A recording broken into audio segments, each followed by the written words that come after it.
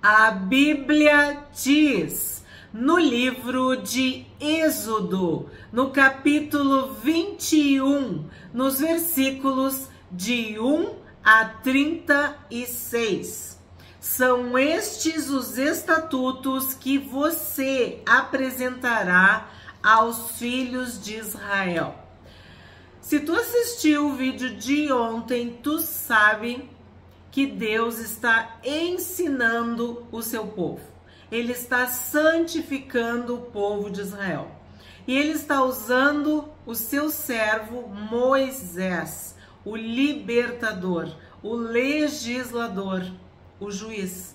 Vimos que Deus julga o seu povo através de Moisés. Moisés julga as causas do povo. Então, antes de nós entrarmos nesses estatutos de Deus, antes de nós lermos e estudarmos cada um deles, eu preciso pontuar algumas coisas.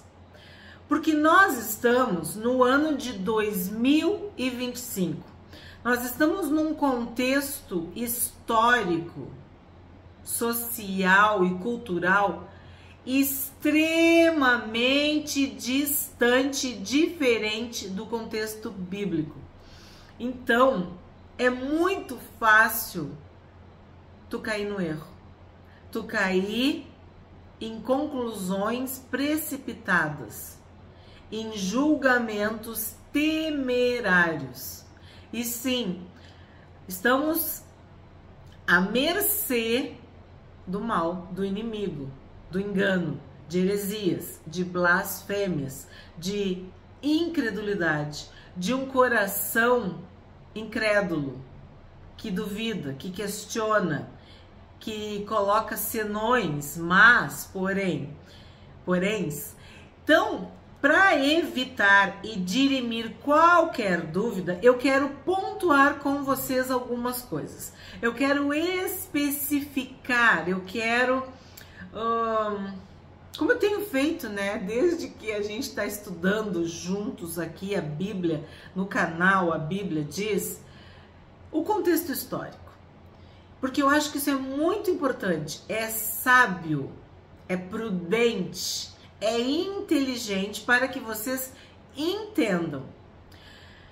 Quem está comigo, quem está estudando, quem está lendo a Bíblia desde o início, provavelmente não vai ficar com dúvidas. Mas se este é o teu primeiro vídeo e aí tu está assistindo Êxodo capítulo 21, e nós vamos começar a ver os estatutos de Deus, o que Deus determinou para Moisés, para que Moisés apresentasse ao povo de Israel.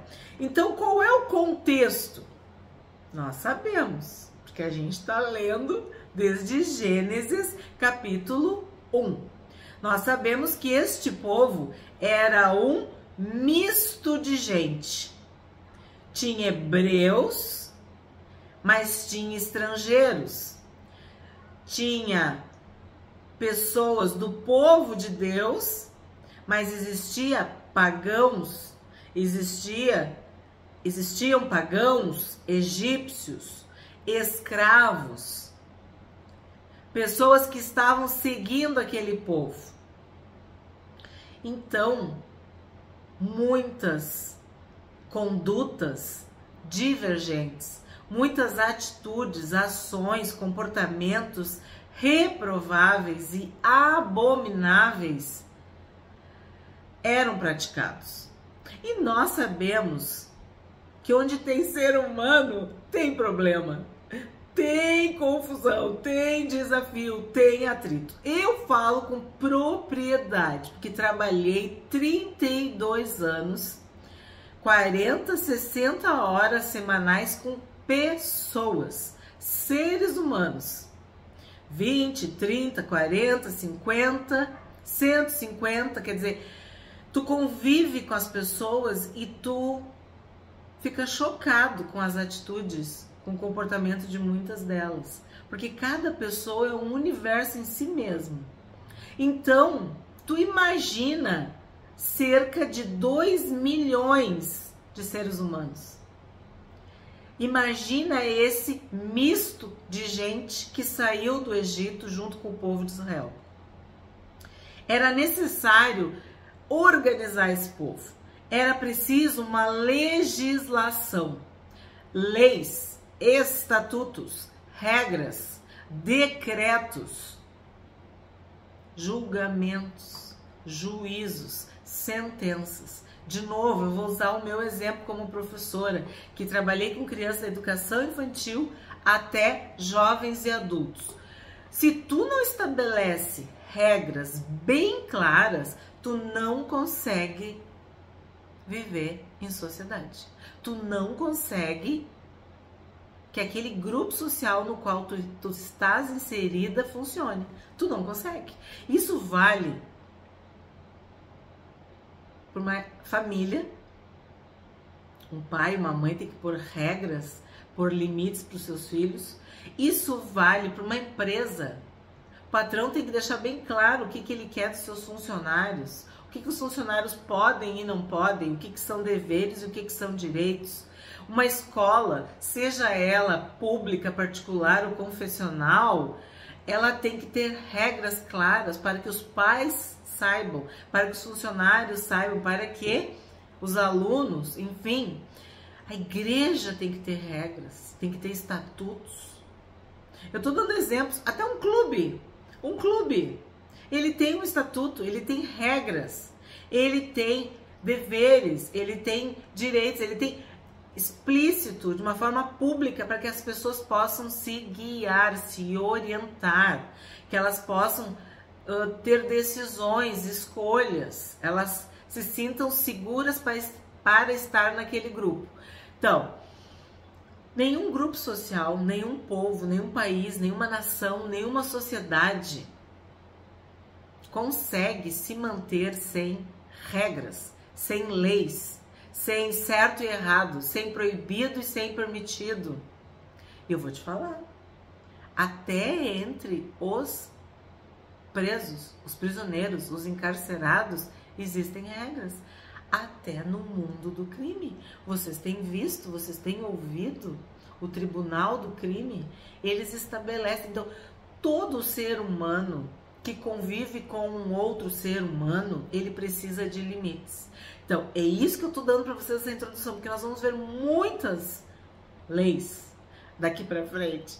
Nós vamos ver muitos estatutos e alguns para nós são extremamente chocantes e controversos e polêmicos. E nós precisamos do Espírito Santo de Deus para discernir espiritualmente o princípio por trás daquele estatuto, daquela lei.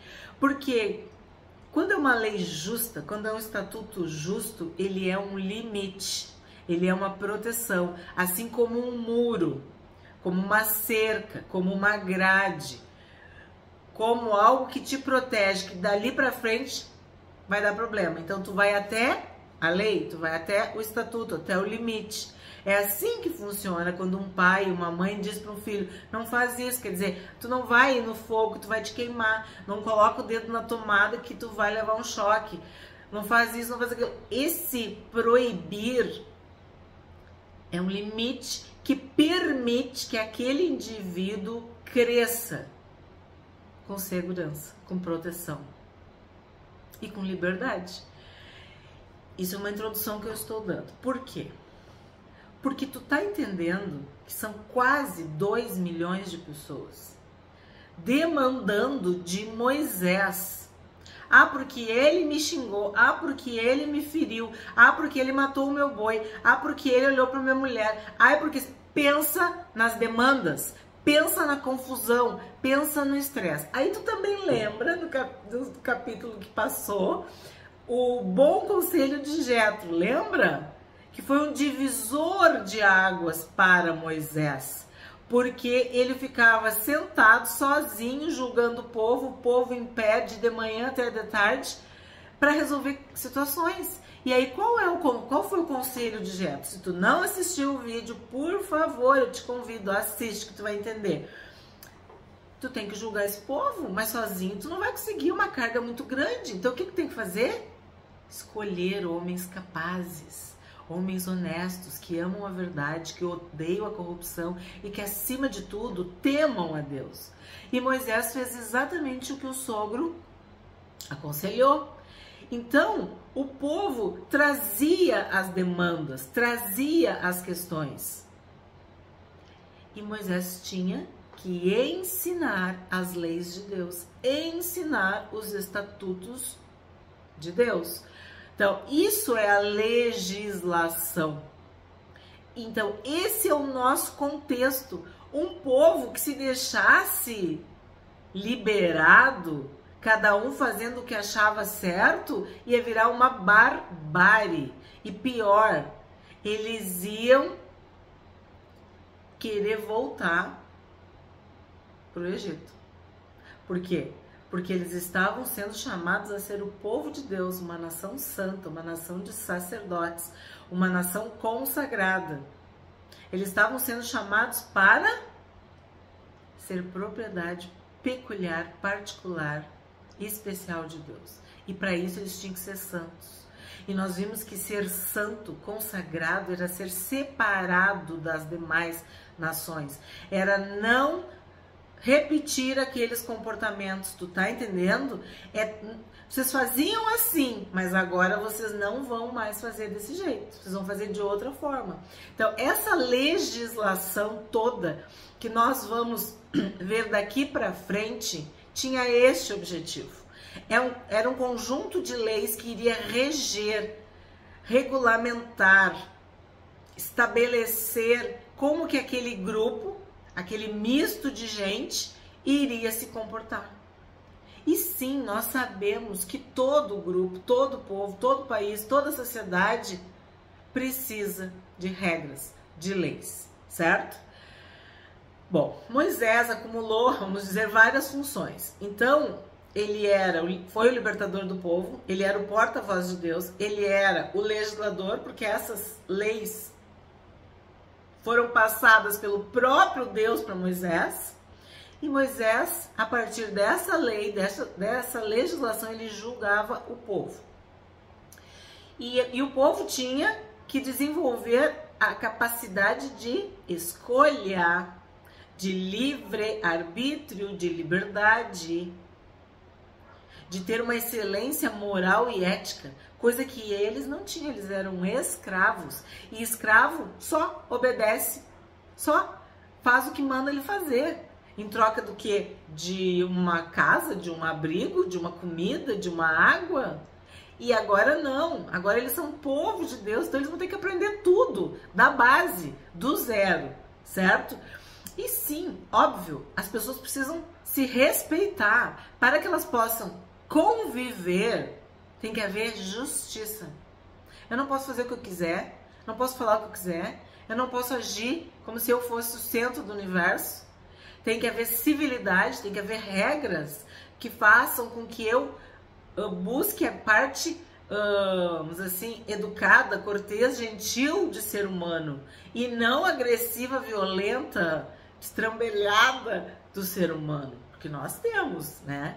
A natureza selvagem, primitiva, e sim, temos uma natureza que está sendo moldada através dos limites que a sociedade nos impõe. Quer dizer, esse limite, ele é a educação, ele é o exemplo. E eu não estou falando nada ainda do ponto de vista espiritual, eu estou falando do ponto de vista humano, da convivência, do respeito, da capacidade de saber até onde ir, né? Não extrapolar, não ultrapassar os limites. Certo? Será que eu expliquei, que eu introduzi, que eu apresentei para vocês a legislação, esses estatutos de Deus? Será que isso está bem claro, bem explicado? Porque daqui para frente vai ser assim, certo? Então, estatutos podem ser substituídos por leis. Leis são sinônimos, como decretos, decisões, julgamentos, regras, orientações, né? Tudo isso são sinônimos. E aí Deus começa explicando: se você comprar um escravo hebreu, aí tu vai dizer assim, mas acabaram de sair do Egito, eles deixaram de ser escravos. Aí que tu vai ver. Tu é inscrito do canal Bíblia Diz? Tu já estudou Eclesiastes comigo. Nós estudamos capítulo por capítulo de Eclesiastes, versículo por versículo. Temos uma playlist no canal Eclesiastes. E ali a gente viu Salomão, do alto da sua sabedoria, do seu discernimento, da sua inteligência, que o Senhor lhe deu, ele disse que uma coisa que ele via debaixo do sol era a exploração, era a opressão. Desde que o mundo é mundo, desde que o pecado entrou, sempre tu vai ter um ser humano num ponto superior e um ser humano num ponto inferior. E isso nada tem a ver com a cor da pele da pessoa. Não fica ouvindo blá blá blá, como eu digo. Não, desde que o mundo é mundo, seres humanos escravizam outros seres humanos. Seres humanos oprimem outros seres humanos. Seres humanos exploram outros seres humanos. Pelas razões mais distintas, absurdas e até, vou te dizer, plausíveis. Tu vai ver por quê. Isso não é pela cor da pele. Isso tinha a ver com o povo. Se um povo era vencedor, ele escravizava, explorava e oprimia o outro. Se aquele povo tinha dinheiro, tinha terras, tinha água, tinha ouro, sei lá, que ele tinha mais que o outro, ele oprimia o outro que estava embaixo. Gênero. Eles escravizavam mulheres, escravizavam crianças, mas também escravizavam homens. Porque ao final de alguma guerra, de alguma peleja, os que não eram mortos se tornavam escravos. Muitos não tinham o que comer. Nós vimos no Egito, na época de José, eles já não tinham mais dinheiro, eles não tinham mais rebanho, eles não tinham mais nada, então eles se davam, eles se ofereciam como escravos para ter o que comer, para não morrer de fome. E naquela ocasião, Faraó deu as sementes e ainda pegou um quinto, lembra? Então assim, ó, essa hierarquia acontece no mundo. E não é privilégio dos relatos bíblicos, não. Hoje em dia, em alguns países, e muito comum, países que as pessoas, um país específico, eu não posso falar o nome, mas tu sabe, um país enorme, gigantesco, que praticamente ele obriga seus habitantes a trabalho escravo. As pessoas trabalham 18 horas por um prato de comida. O nome disso não é escravidão, então não sei o que é. Para produzir produtos com baixo custo. E aí muitos de vocês, eu já vou dizer bem assim, né? Muitos que consomem determinados produtos sabem que aquele produto é 50% mais barato e não estão nem aí de comprar. Tipo, um produto brasileiro, né, custa 100. Aí tu compra aquele que vem daquele país que custa 50, bem baratinho. Chega aqui na minha casa. Tu não tá nem aí. Que aquele baratinho é alguém que é escravo.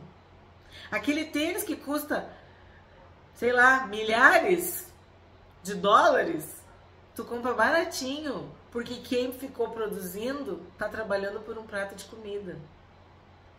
Então, nós não podemos ser hipócritas a respeito da escravidão. Porque aqui é chocante tu dizer assim, ó, se você comprar um escravo hebreu, ué, mas eles não eram o povo de Deus? Pois é, mas eu tô falando, as pessoas, quando elas têm uma oportunidade de lucrar, de enriquecer, de oprimir e de explorar, e elas não têm Deus no coração, o Deus delas é o dinheiro. Então, elas exploram, oprimem e escravizam o seu semelhante. E isso aconteceu na Bíblia, mas acontece hoje, em diversos países no mundo, em 2025. Então, é chocante? É. Se você comprar um escravo hebreu, ele trabalhará para você durante 6 anos. Então, o que acontecia? Havia hebreus que eram capatazes, feitores, lembram? Então, eles tinham uma proeminência, uma hierarquia. E eles escravizavam. Então, ali tu tinha senhores que tinham escravos. E tu lembra de José? José se tornou escravo. E ele era o príncipe, ele era o filho preferido de Jacó. E ele foi vendido pelos seus próprios irmãos por 20 moedas de prata. E eu falei para vocês, era o preço do escravo. Na época de Jesus, Jesus foi vendido por Judas, né? Judas vendeu Jesus por 30 moedas de prata. Então, o que significa? O escravo tinha inflacionado, que da época de José para a época de Jesus, o escravo tinha inflacionado, porque de 20 moedas de prata ele passou para 30 moedas de prata, que foi o preço que Judas recebeu pelo Senhor Jesus, por vender Jesus, entregar Jesus, né? Então, gente, é chocante? É, só que a receia a gente começou. Então, vamos ver aqui. O mais comum era tu tá devendo. E nós vimos isso em Eclesiastes e em Provérbios, que nós também temos playlists. De Provérbios nós temos 2. Então, o que acontece? Tu não pagava tuas dívidas, tu pedia emprestado e tu não honrava, tu virava escravo. Tu não servia para ser escravo, teus filhos eram a tua mercadoria, a tua moeda de troca. E aí, eles eram vendidos como escravos. Tua mulher, o que tu tivesse, né? E eu vou te dizer, hoje em dia não é diferente.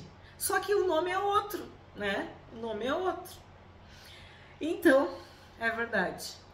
Se eles tinham sido libertados do Egito, não eram mais escravos de Faraó, mas entre eles havia escravos. Se você comprar um escravo hebreu, ele trabalhará para você durante 6 anos, mas no 7º ano será livre, de graça. Se chegou solteiro, irá embora sozinho. Se era homem casado, a mulher irá com ele. Então ele está explicando aqui claramente que havia uma diferença entre o escravo solteiro e o escravo casado. Se o dono lhe der uma mulher e ela der à luz filhos e filhas, a mulher e seus filhos serão do dono do escravo e ele irá embora sozinho. Porém, se o escravo expressamente disser: eu amo o meu dono, a minha mulher e os meus filhos, não quero ser livre. Então ele iria abrir mão da sua liberdade, né, para ficar com o dono, porque o dono era bom para ele, e porque ele amava a esposa e os filhos. Então o dono do escravo levará os juízes e o fará chegar à porta ou à ombreira da porta, e o seu dono furará a orelha dele com um furador, e ele será seu escravo para sempre. Então aqui a gente tem 2 coisas para pontuar. 6 dias tu ia fazer toda a tua obra, no 7º tu ia descansar. Deus ensinou isso porque eles eram escravos, trabalhavam, a gente já viu. Agora aqui tá falando 6 anos ele vai trabalhar como escravo, mas no 7º ele será livre. E aí quando ele tem a liberdade, ele tem como escolher. E se ele escolhe continuar escravo, que isso é uma tentação, né? Tu querer continuar escravo, porque daí é cômodo, é confortável, é a tua zona de conforto. Tu nem te preocupa muito com a tua liberdade, né? Desde que tu tenha casa, comida, água. Lembra? Eles queriam voltar para o Egito para ser escravo e ter panela de carne, água e tudo aquilo. Então, se ele quiser continuar escravo, ele vai ter que ter uma marca.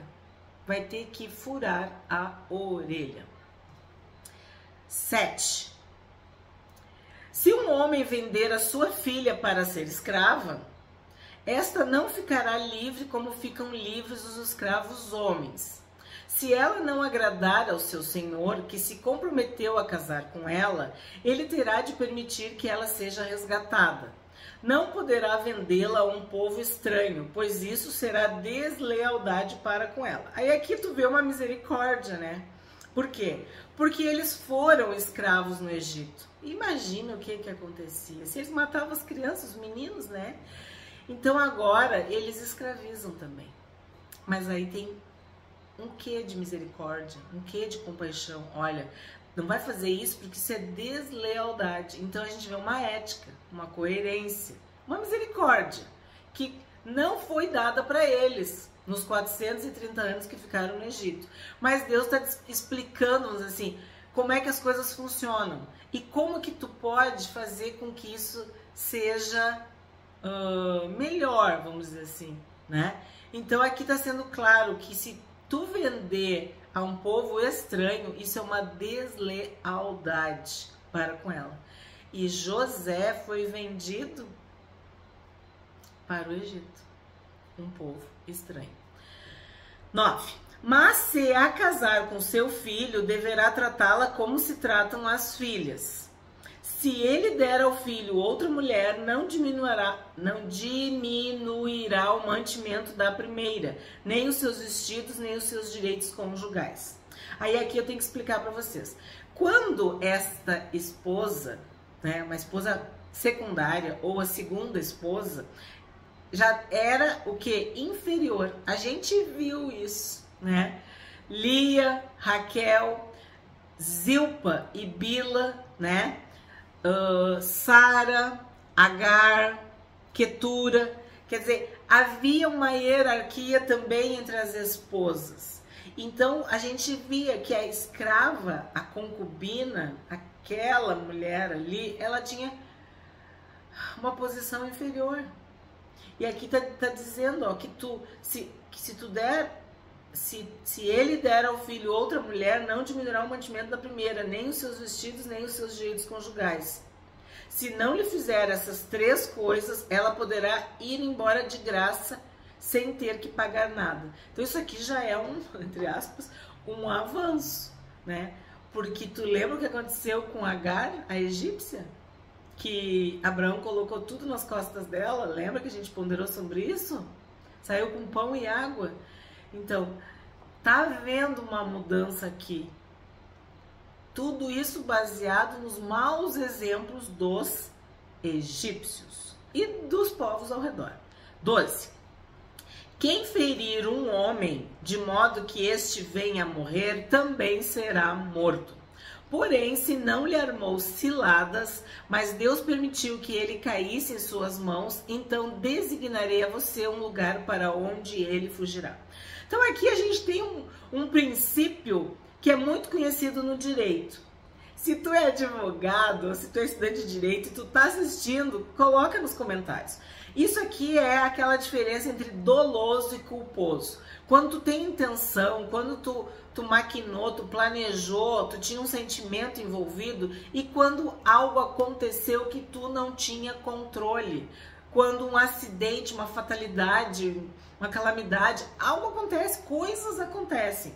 Então Deus está dizendo, lembra? Estatutos de Deus. Foi Deus que falou para Moisés isso. E aí ele está dizendo, ó, tu não armou ciladas, mas Deus permitiu que ele caísse em suas mãos, então designarei a você um lugar para onde ele fugirá. Isso aqui seria o embrião das cidades refúgio, que seria assim, ó, tu ficar num lugar protegido até tu poder se defender e ser julgado de uma maneira segura, correta. Porque a lei era clara, né? Pena de morte, sentença de morte. Então este versículo 13 aqui aponta para o que vai acontecer, né, na sequência, que são as cidades refúgio. Que aí a pessoa poderia ficar refugiada, guardada, protegida, né, escondida. E aí tu vê que a violência sempre foi e sempre é uma reação natural do ser humano. Lembra do Lameque mal? Foi ferido, matou. Machucaram, matou. Quer dizer, ele agia com violência. Caim matou o Abel numa explosão de fúria, de ciúme, de inveja. Então, assim, ó, como que tu freia a violência? Como que tu faz a pessoa pensar 2, 3 vezes? É com a morte. Deus vai começar a dizer assim, a morte resolve. Eles não têm controle, pois então eles vão morrer. Aí o povo vai pensar, mas eu não quero morrer, então eu não vou fazer isso. Eu não vou dar vazão à minha ira, eu não vou dar vazão à minha violência, eu não vou fazer justiça com as minhas próprias mãos, porque o final disso vai ser morte. E aí começou a ocorrer, vamos dizer assim, castigos, punições, fórmulas diferenciadas para punir de forma proporcional cada crime. Então, é o que a gente chama crime-castigo. Se tu tinha intenção de fazer mal, a pena, a sentença vai ser proporcional a isso. Se foi algo que tu não tinha intenção, né, vai ser diferente a tua pena. Eu acho que eu me confundi, né, no que eu quis dizer. Tu quis fazer o mal deliberadamente. Então, o teu crime, ele é algo que tu decidiu fazer. Premeditado, planejado, com intenção de. Aí o castigo vai ser proporcional a essa maldade, a essa violência. E aqui tá dizendo que não. Às vezes tu não tem controle, às vezes é uma circunstância, às vezes é uma fatalidade, às vezes é algo acidental, às vezes tu tá até te defendendo, certo?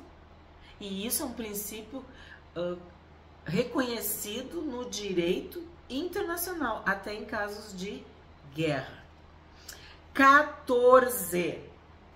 Se alguém vier maliciosamente, então o que é maliciosamente? Com maldade, né? Com intenção maligna, contra o próximo, matando-o à traição, você deve tirá-lo até mesmo do meu altar para que seja morto. Então tá aqui. Quem ferir seu pai ou sua mãe será morto. Ó, mais um. Quem raptar alguém e o vender ou for achado, tendo esse alguém ainda em seu poder, será morto. Quem amaldiçoar seu pai ou sua mãe será morto. Então tu tá vendo? A solução, a punição, o castigo era a morte. Se 2 brigarem e um ferir o outro com uma pedra ou o punho, e o ferido não morrer, mas ficar de cama, se ele se levantar outra vez e andar fora, apoiado no seu bordão, então será absolvido aquele que o feriu. Somente lhe pagará o tempo que perdeu e fará com que seja completamente curado. Tu tá entendendo? 20. Se alguém ferir o seu escravo ou a sua escrava com um bordão e o ferido morrer logo, será punido. Porém, se ele sobreviver por 1 ou 2 dias, o dono não será punido, porque o escravo é propriedade sua. Então, de novo, o escravo era um bem, era um objeto. Então, tipo, ele mesmo estava sendo punido pela perda do escravo. Então, ele não precisaria de pena extra. 22. Se homens brigarem e ferirem uma mulher grávida e forem causa de que aborte, porém sem maior dano, aquele que feriu será obrigado a indenizar segundo o que lhe exigir o marido da mulher e pagará como os juízes lhe determinarem. Então, aqui quer dizer o seguinte, a criança nasceu, né? Porque diz, ó, porém sem maior dano, significa ela nasceu antes do tempo. Mas sobreviveu, acredita-se. Ou não ficou ferida, não ficou aleijada, não aconteceu nada com a criança. Porque diz assim, ó, sem maior dano. Agora, se acontecer coisa pior, né, que seria a morte da criança. Mas, se houver dano grave então o castigo será vida por vida, entende? Aí fica bem claro que Deus considera que o bebê que está dentro da barriga da mulher é uma vida, é um ser humano. É só tu ler. Sem maior dano. Então a gente entende, sei lá, nasceu de 7 meses, nasceu de 6 meses, mas conseguiu sobreviver. Mas se ocorrer um dano grave, né? Se a criança adoeceu, se a criança morreu, se a criança ficou defeituosa, paralítica, sei lá, misericórdia, alguma coisa assim, o castigo será vida por vida, olho por olho, dente por dente, mão por mão, pé por pé, queimadura por queimadura, ferimento por ferimento, golpe por golpe. Então, o crime e o castigo. 26. Se alguém ferir o olho do seu escravo ou o olho da sua escrava e inutilizar o olho, deverá deixar o escravo ir livre como pagamento pelo olho. E se com violência fizer cair um dente do seu escravo ou da sua escrava, deverá deixar o escravo ir livre como pagamento pelo dente. Seria o quê? Uma indenização, né? Seria uma indenização. 28. Se um boi chifrar um homem ou uma mulher, fazendo com que morra, o boi será apedrejado e a carne dele não será comida, mas o dono do boi será absolvido. Mas se o boi já antes costumava chifrar e o seu dono sabia disso e não o prendeu, e o boi matar um homem ou uma mulher, o boi será apedrejado e também será morto o seu dono. Isso acontece muito com cães, né, ou animais assim bravos, selvagens, né? A lei diz o quê? Tem que andar na guia, tem que andar com focinheira, não pode ficar tantos metros perto de um grupo de pessoas. Quer dizer, os animais estão sob a tua responsabilidade. Se tu é negligente no cuidado dos teus animais, tu vai ser responsabilizado. Tem uma responsabilidade pessoal do dono pelo seu animal. Tá, ele falou, né? O boi será apedrejado e também será morto o seu dono. Se lhe for exigido resgate, dará então como resgate da sua vida tudo que lhe for exigido. Então, tu não quer morrer, tu vai ter que pagar tudo que estão exigindo de ti. Então, vai ver se isso aqui, a pessoa paga tudo, fica assim, acaba virando escravo. Vamos dizer assim, o que mais fazia com que uma pessoa se tornasse escravo era a dívida, era a forma mais, assim, a moeda corrente, era o pagamento. Então a escravidão tinha a ver com poder, com autoridade, com propriedade, com riquezas, com bens. Era muito mais pagamento de dívida do que qualquer outra coisa. Não era uma questão, vamos dizer assim, da cor da pele, se era de um país ou de outro, não. Era questão de poder, de hierarquia, de autoridade, de quem manda mais, de quem tem mais dinheiro, entende? 32. Se o boi chifrar um escravo ou uma escrava, o senhor deles receberá um pagamento de 360 gramas de prata. E o boi será apedrejado.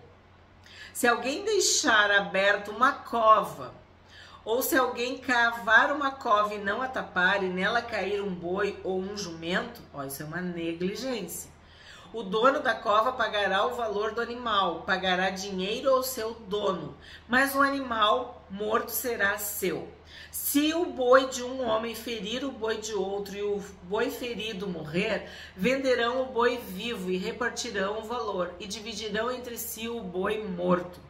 Mas, se for notório que o boi já antes costumava chifrar e o seu dono não o prendeu, certamente pagará boi por boi, porque o boi morto será seu. Então, de novo, é uma forma de fazer justiça social, de equidade, de colocar os pingos nos is e manter aqueles 2 milhões lá sob controle.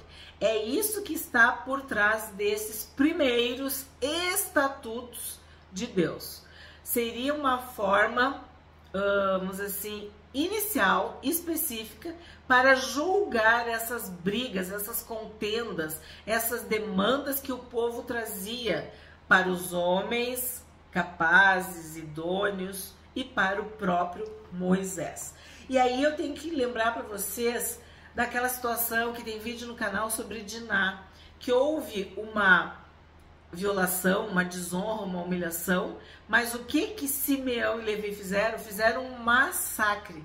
Então, como que tu vai fazermos assim a proporcionalidade? Deus está ensinando como que deve ser feito para não exceder na pena, para que tu não exagere, para que o castigo não seja, sei lá, 10 vezes pior do que o crime, entende? É isso que a gente aprende aqui no capítulo 21 de Êxodo. E nós sabemos que há repercussão, né, do Antigo Testamento no Novo Testamento, porque há servos e escravos também no Novo Testamento. Sabemos de como Paulo fala sobre isso, vimos em Efésios sobre servos e senhores, vimos várias questões de guerras, de que um povo vitorioso subjugava e despojava o povo que tinha perdido e fazia com que eles se tornassem escravos e despojava seus bens também.